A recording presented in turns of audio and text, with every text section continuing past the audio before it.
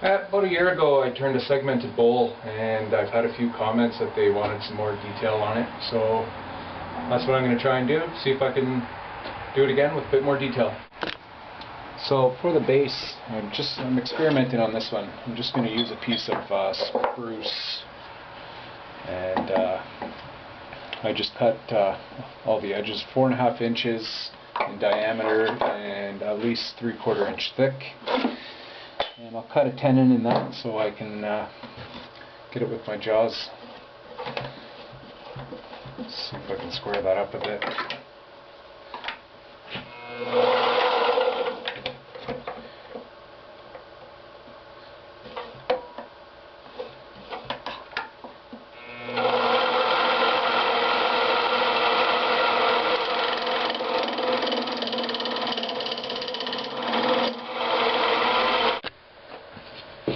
So I got my tenon cut with a slight little bevel so it accepts on the inside, and I just want to true up this side. I want it nice and flat, so when I glue my other pieces on there's no gaps.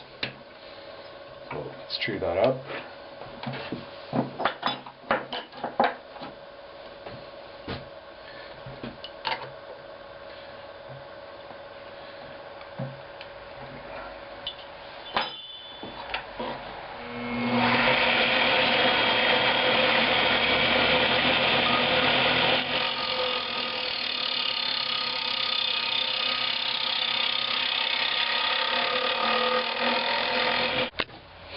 So I made this disc sander here for the lathe, and I like to just sand that down so it's nice and smooth.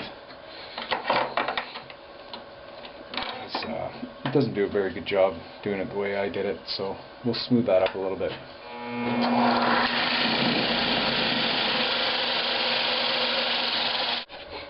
So for the first ring, it's segmented, so we're going to need 2 different color woods, darker and lighter preferably.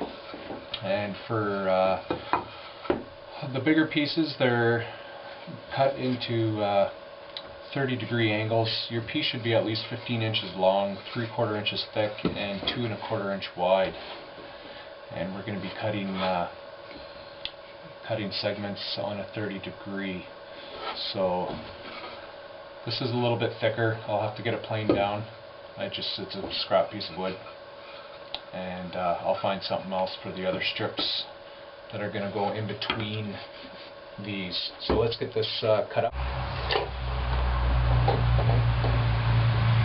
So we'll start by ripping this 2.25 inch.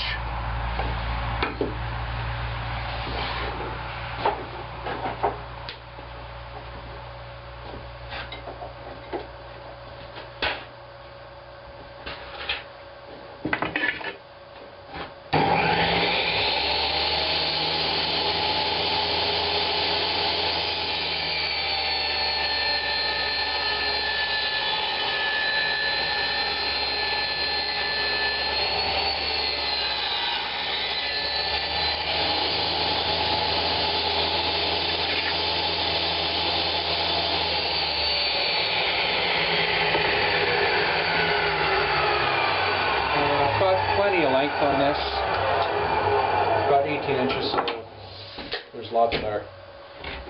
And let's get it planed down to 3/4 inch.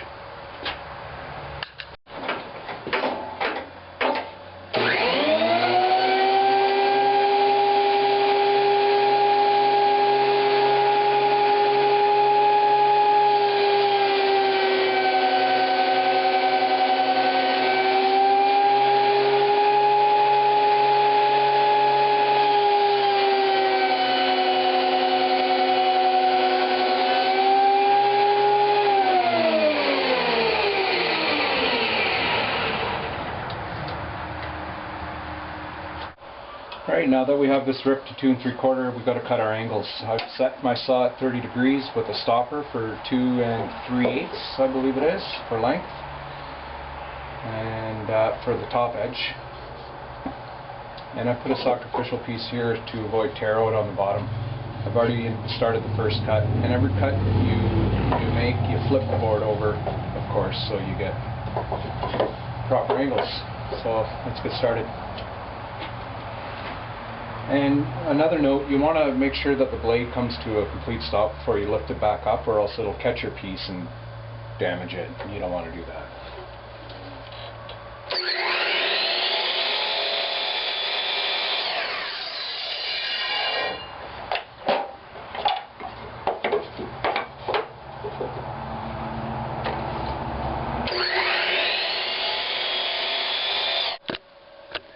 So we got these 6 pieces cut up. Now what we want are the spacer segments in between these of a lighter color wood, and you want these 3/4 inch thick as well, and 2 3/4 inches long, and of course you'll need 6 of them. So let's get those cut up. We'll plane our spacers down to 3/4 inch.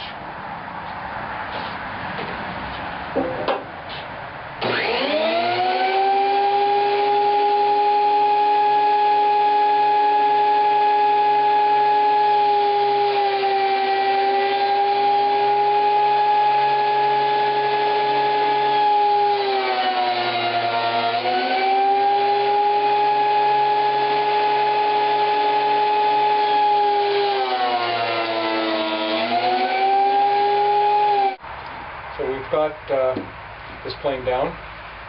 It's the same thickness as our other end. It doesn't have to be 3/4, as long as it's the same thickness. And we're going to rip it down to 2 3/4 inch so we can cut our 3/8 strips off the end grain, because we want the grains to line up with our segmented pieces. So let's get that done.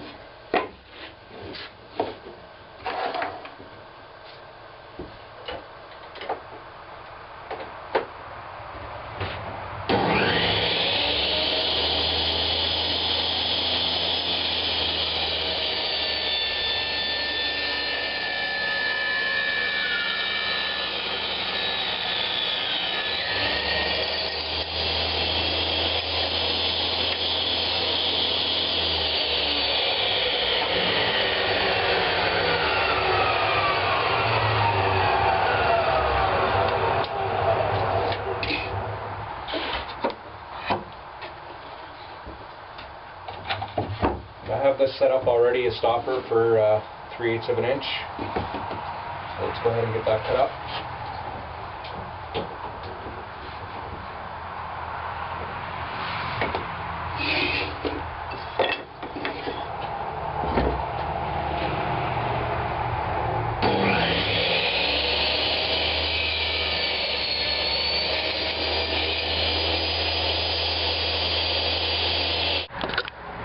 So we now have our middle ring,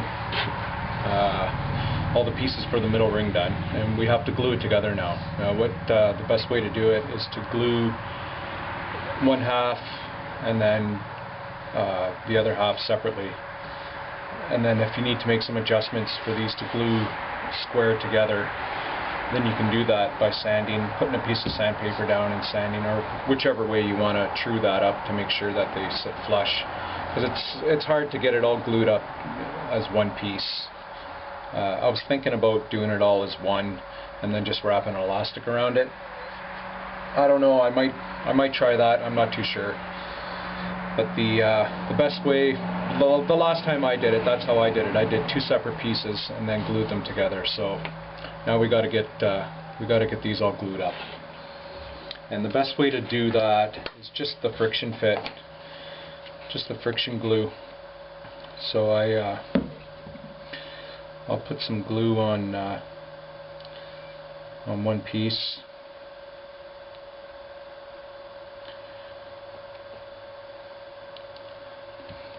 And a little bit more.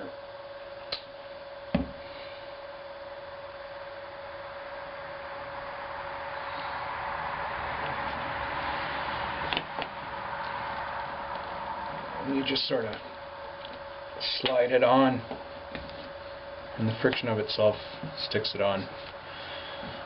And you just keep doing that, but make sure that you end up with one side that's square. Don't glue this piece to here, because now you're off and you won't be able to square it up.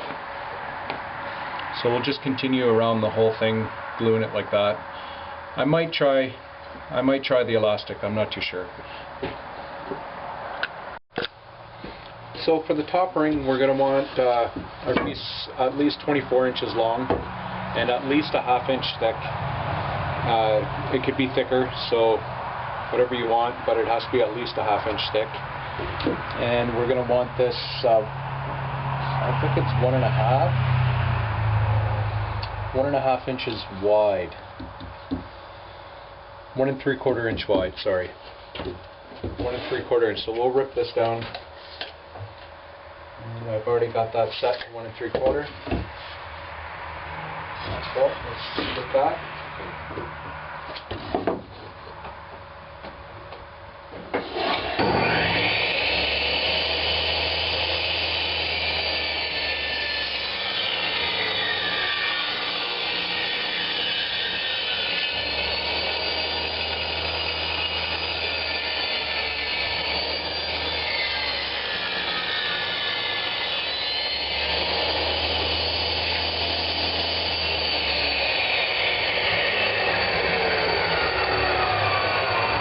And I will plane this down a bit so I can smooth out these edges, or these surfaces here. And once again, we'll be cutting 6 segments. I set it at 30 degrees with the stopper, and it's 4.5 inches for the top edge, with a sacrificial block for avoiding tear. So 6. So once again, now we have our top ring, and we've got to get that glued up. And we'll do it the same way as the other. We'll just do half and half. I tried the elastic part on the other one, doing it all at once. Didn't work too well. And this way anyways, you want to make sure, because if your angles are off a little bit, then it won't line up perfectly. So this way you can true it up afterwards. So let's get this glued up. So once you have the 2 pieces glued together, you can now glue them, the 2 separate pieces, you can now glue them together. Now this one lined up actually pretty good, but if there is a slight variance there, what you can do is just put a piece of sandpaper down on a flat surface, and then you can just run this along like that until you get it nice and flat, until they meet up. You'll do that to both sides. So we'll let's get these 2 glued together.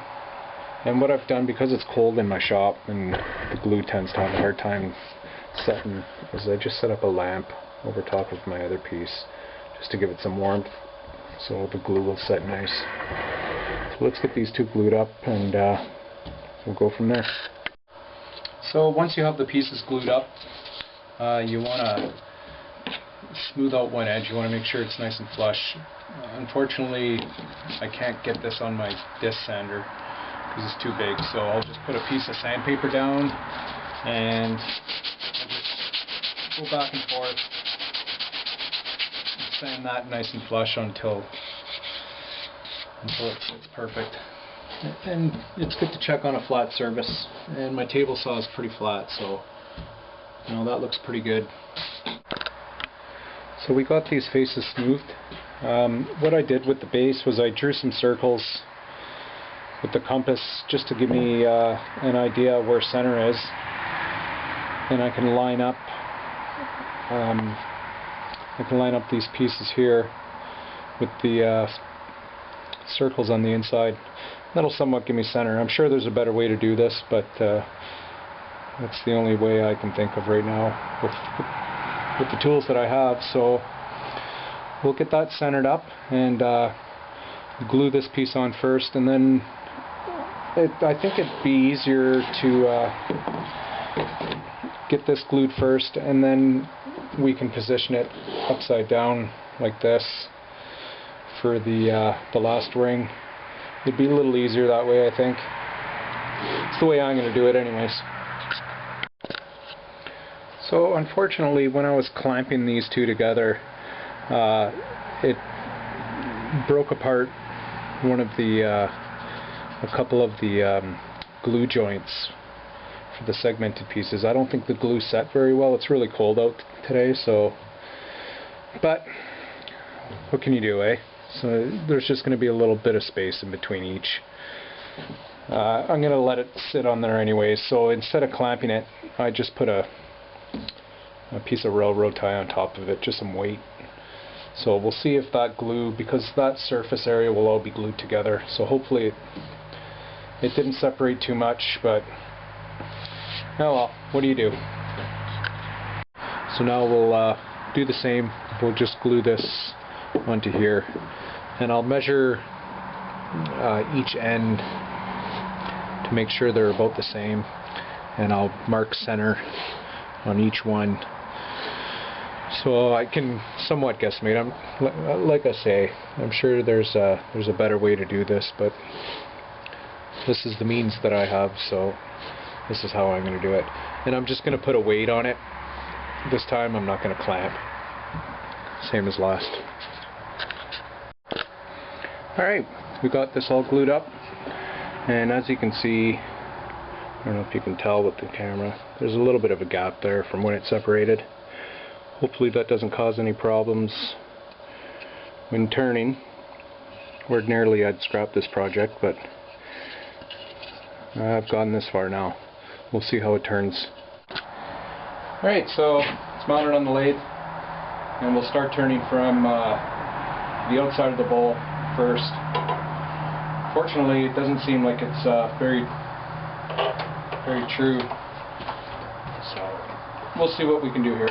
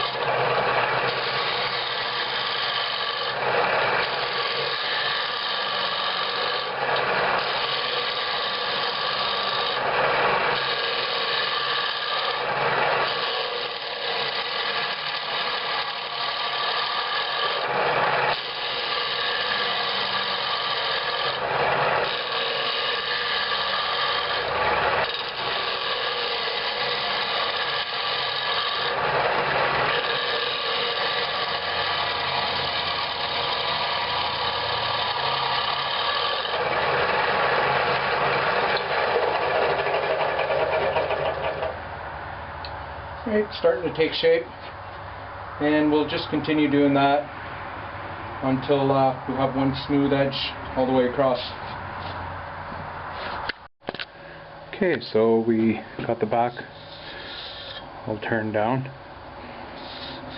and we can see that soft wood. We can do some fine tuning with the sandpaper. Now it's time to turn the inside.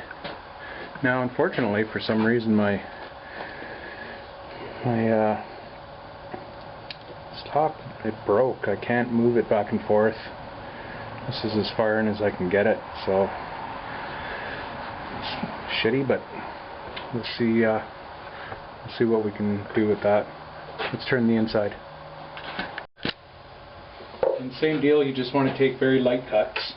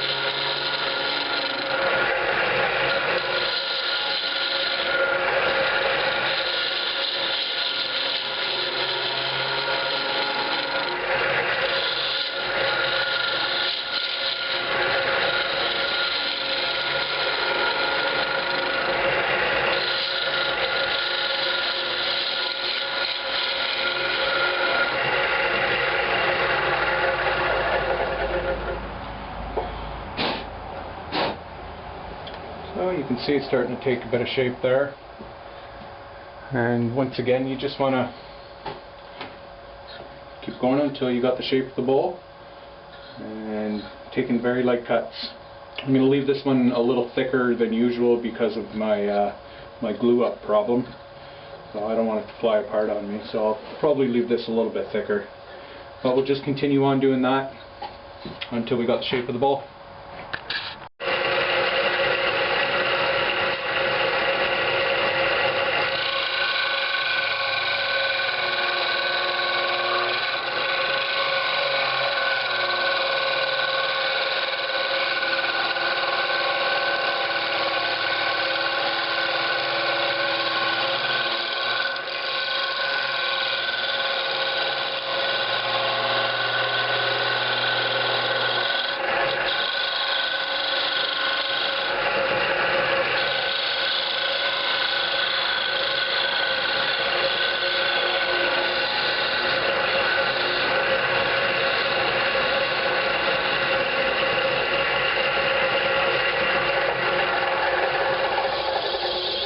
Alright, so that's my final pass. I gotta leave it thick because of the glue joints that came apart. I'm not too sure how they're gonna hold up, so I'll probably just round this off, maybe put a little accent grooves in here or something. So next step is getting it all sanded up. Alright, so I got it all sanded up to 600 grit. And I'm going to use, I don't know if you can see it, Ultra Shine. It's for wood turners, cut and polish wax for turners and restores. I've never tried it really on this kind of stuff, so let's give it a whirl.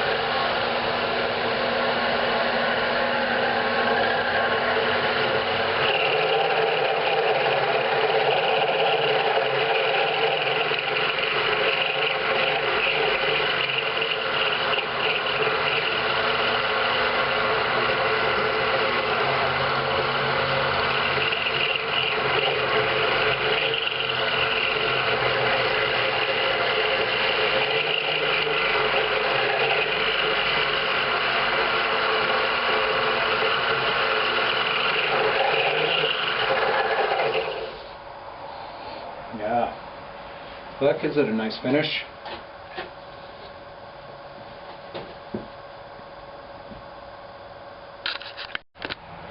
So I just did the same to the outside with that, and lately what I've been doing as well is I've been putting beeswax, melting some beeswax for a final coat. Really seals it in, and it gives it a really nice smooth finish on it. So let's try that one.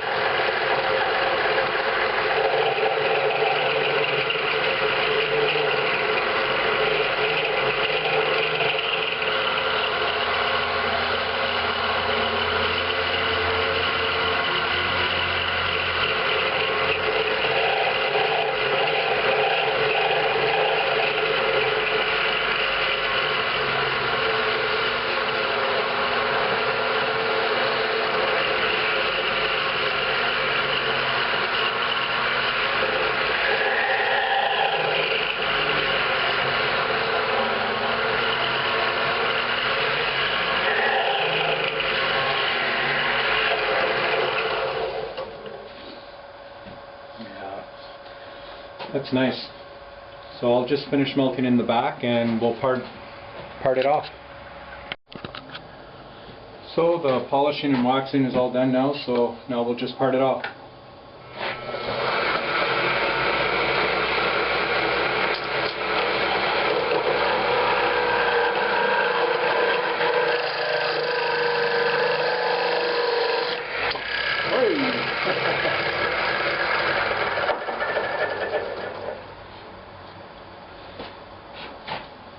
So there we have it.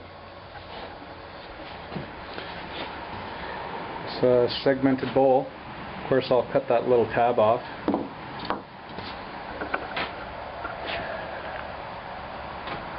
Let's see if I can get better light over here. And that's it. It's not too bad for a chunk of 2x6 and some cedar that my friend was going to throw away. I picked it up and kept it around the shop here, so it's just a little bit of scrap wood, and there was a few mistakes in the process, but it still turned out pretty nice. So that's my segmented bowl. That's how I would do it. There's obviously other ways and probably better ways to do this, but it seems to work for me. And that's that. Thanks for watching.